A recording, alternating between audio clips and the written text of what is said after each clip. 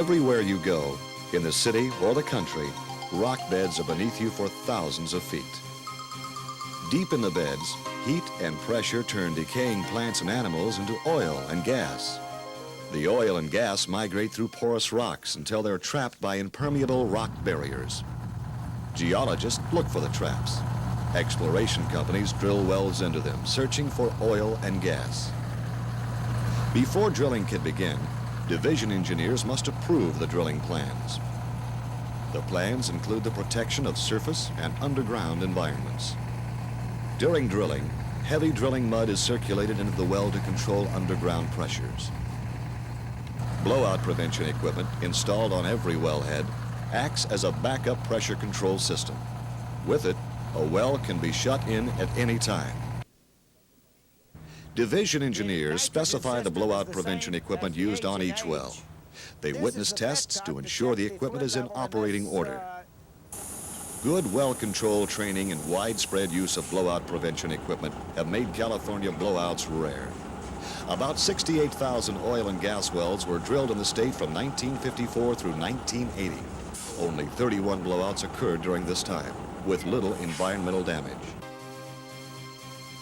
Drilling oil wells in an urban area is a safe but sometimes noisy task. Therefore, drilling rigs are especially designed to muffle sound. At more permanent locations, drill sites are built to blend in with other structures in the area. About 26 wells will be drilled from this San Fernando Valley site.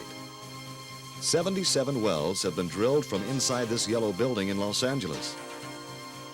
Derricks on this landscape drilling island in Long Beach Harbor have been mistaken for apartment buildings.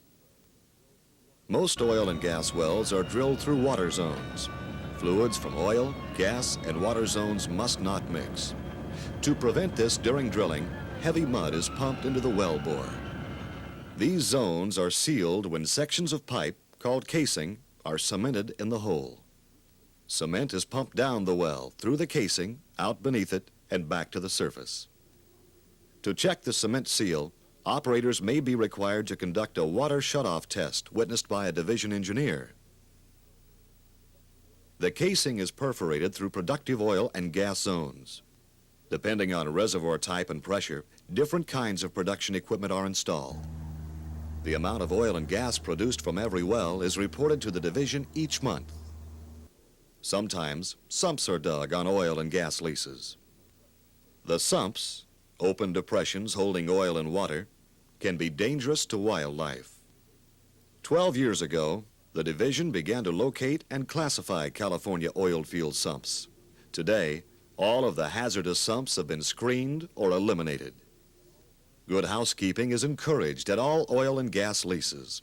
This makes leases more attractive, safer, and environmentally acceptable. Each year, recipients are chosen for a lease award. Dry holes and wells no longer commercially productive are abandoned.